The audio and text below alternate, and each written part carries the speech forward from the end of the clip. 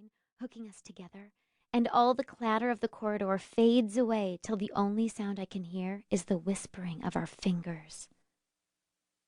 In the cafeteria, sitting alone with Dylan, eating my sandwich but not tasting it, I'm only aware of the sparks in his eyes, the sun in his hair, and the spot where his knee's touching mine. Then, over his shoulder, I see Rachel and Grace waving at me, grinning like pumpkins, holding up this little sign with "Remember Us" written on it. In the girls' bathroom. "Is he a good kisser?" Rachel asks. "Unbelievable," I say. And it's true. Dylan's kisses seem like something much better than kissing. It's like I can feel them with my whole body. That never used to happen when Lou kissed me, and he's the only other boy I've ever made out with. Has he tried to get to second base? Grace wants to know. But the bell rings just in time. It's been Rachel, Grace, and me ever since that September afternoon when third grade had barely begun and we were just getting to know each other.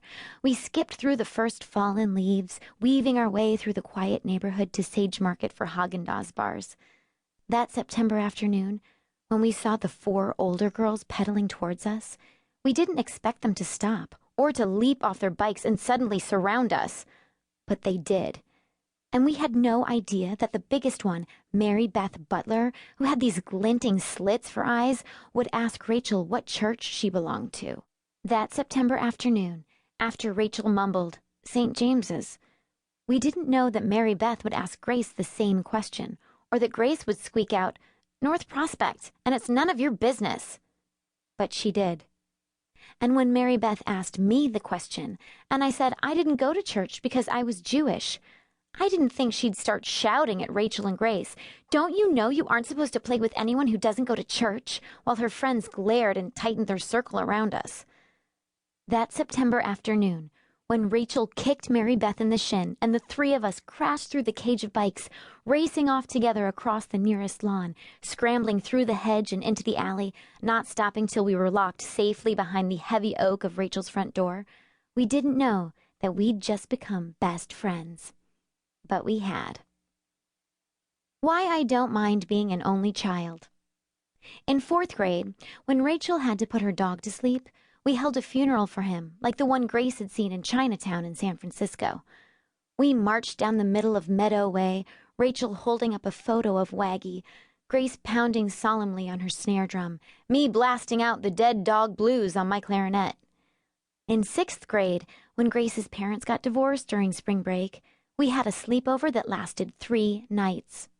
We painted Grace's nails revenge red, covered her with henna tattoos, watched a Saved by the Bell marathon, and obliterated 6 pounds of Oreo cookies. Last June, when Lou dumped me for that awful Allison Creeley, Rachel and Grace helped me make a voodoo doll that looked almost as stupid as him. We poked it with 100 pins and wrote him a letter which included all the swear words we had ever heard, as well as a few that we just made up. But we didn't mail it.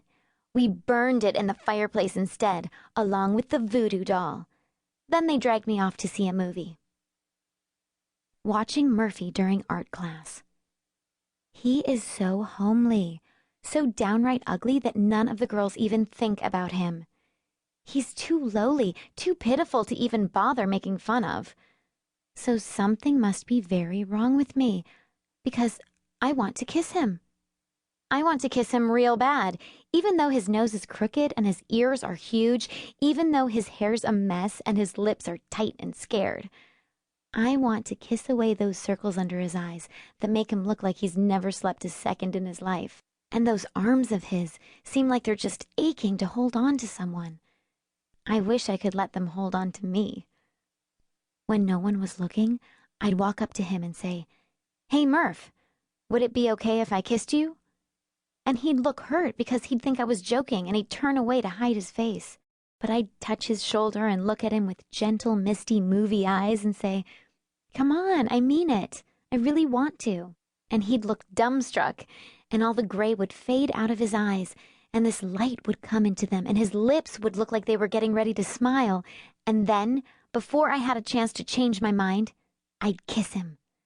And he'd wrap his skinniness around me, and his arms would be shaking, and suddenly I'd feel all this love.